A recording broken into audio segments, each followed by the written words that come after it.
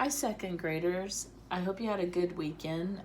This week we are going to be adding science to our schedule. So as you can see, I already have up here 3 states of matter. So what I'd like you to make sure you have as we move forward in this video is to have at least 3 pages of notebook paper, as though you were writing in your science journal, okay?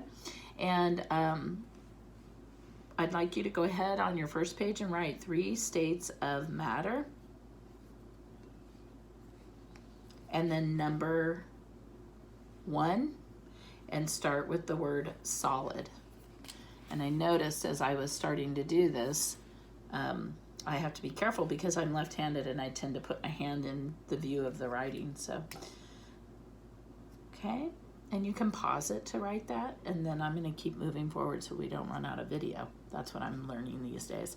Okay, so when we say solid, what I want you to do then is you're going to come over from the height of your D in solid, and you're going to just put a little dot, and then I want you to count 7 lines down and put a dot at the bottom of that 7th line. And then I want you to draw a line connecting the two, okay? And then you're going to do the same thing on the other side. Count down 7 and then draw a line on that side. Great. Okay. And then you're going to make a little curve dipping down from the top 2 dots. And then you're going to make a little curve going up. Okay. And then you're going to add a little curved bottom. And it should start to look like a little canister. And inside, what I want you to do is I want you to draw circles the height of the lines on your notebook paper, okay?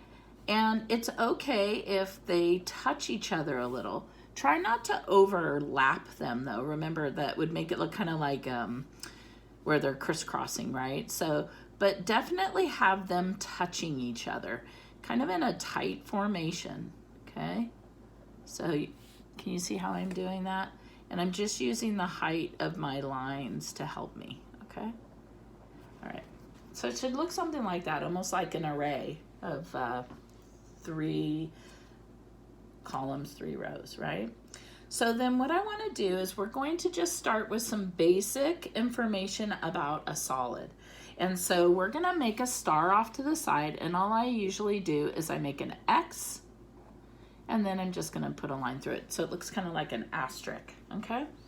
And then what we're gonna talk about is that with a solid, the first thing we wanna talk about is that it has a definite shape that's what we call fixed, okay? So it's pretty solid, that's funny, it's solid, but it's somewhat rigid, it's fixed, okay? The shape isn't going to change on its own.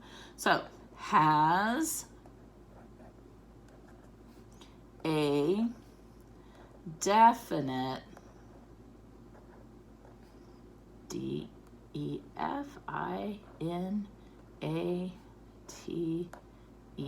a definite shape.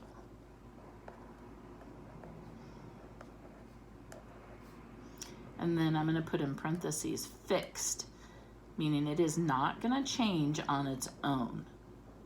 It's going to keep that shape, okay? And you can pause this to write this in, okay? This next asterisk, so X and through, I want you to know that the atoms, which are those things that the matter is made up of, that we can't see with just our human eye. We have to see it through a microscope, a powerful microscope. But the atoms are close together. That's why we drew them like this. These are the atoms of the solid, okay? So atoms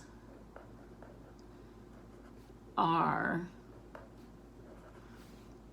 close together.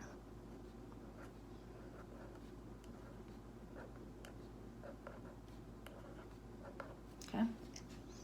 And then the third thing I want you to know for now is that the atoms move in place. They don't move all over the place. They stay within that shape, and they're a low energy, okay? So the atoms move within their space, so they stay in place, right? They stay in their place. So they move in place. Okay, and I'm going to put in parentheses, low energy. Okay, low energy. And they don't move, they move in place, not all around. Okay, and that's going to become important with our other states of matter. All right, and then with that, I'm going to come up here and I'm going to just put some little movement lines in, not a bunch, just a little bit on each side. And I'm also going to bring a curve down behind those molecules. You can add that too. Okay, so now what I'd like you to do is turn to the next page. So again, you can always freeze the video to get your information in. Okay, so here's our second one. Whoop, let me get that secured. There we go. Okay, so I'm going to put a 2 up here. Remember, I really like to number my things. Okay, and I box it in. And then this one we're going to write liquid. Okay, and that is our second state of matter that we're going to write about. Okay, underline that. And again, I want you to put a dot going from where the top line of your L and D and count down 7 lines. Put a dot at the bottom of that and draw a straight line connecting the two. Do the same on the other side. The bottom of the 7th line, dot down, make a small curve at the top, and then a curve going up, one going down, okay? And then at the bottom, we're gonna make a little curve. Okay, now with liquids, we're gonna draw our atoms, but they're gonna be kind of all over the place, but they're still kind of close together, okay? They don't have a lot of space between them, okay? But they do have a little bit of space. So I'm just going to draw them, and you do the same, just a lot of little circles, but leave a little space between them, okay? And some might touch each other a little, right?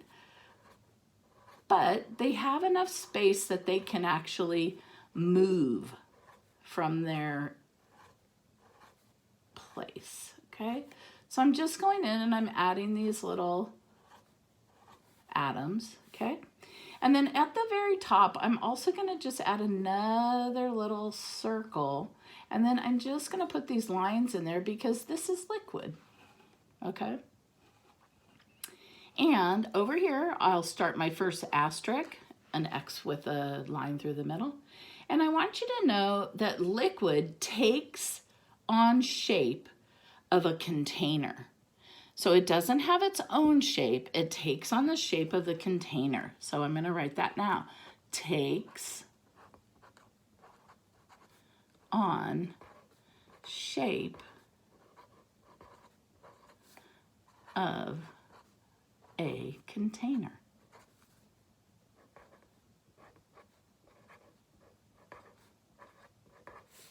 So not fixed. Remember, in the solid one, we were talking about how its shape is fixed.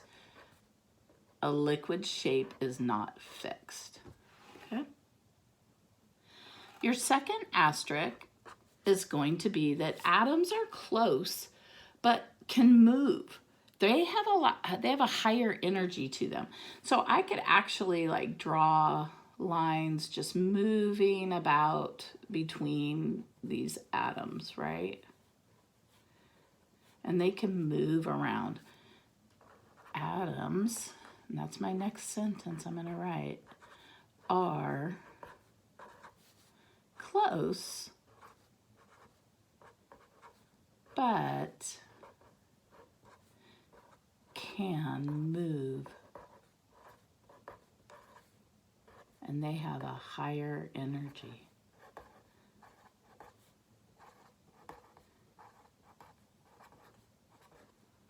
Okay? And then my third asterisk is that I want you to know that liquids flow from high levels to lower levels. Okay? Because they're not as close together, that's how we see that flow movement, right? So liquids flow from high levels to lower levels, okay? And it's okay that you have extra lines because each day we'll be adding information to different states of matter, okay? So there you go. And then, like I said, freeze it if you need to. I'm gonna go ahead and turn my page, and I am ready to start on our third one, which is gas. So our third state of matter is gas. So I'm gonna write a 3 up here and box it in. And I bet you guessed it. I'm gonna write the word gas. And I'm gonna make those little colon and underline it. And then I am going to come over here and do the countdown and draw my line. And then I'm gonna come to this side, do the same thing, connect them up.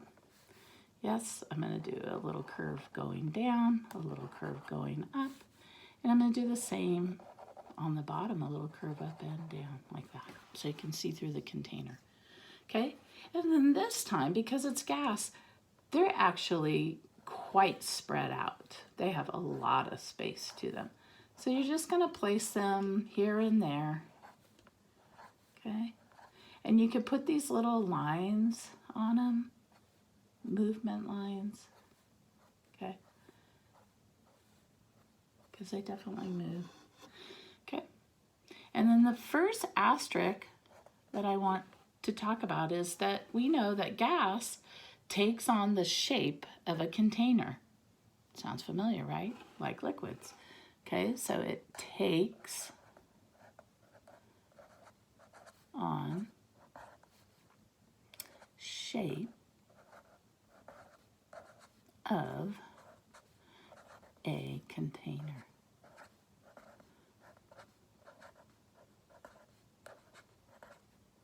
Okay, but within that container now, the atoms are far apart. Okay, so atoms are far apart.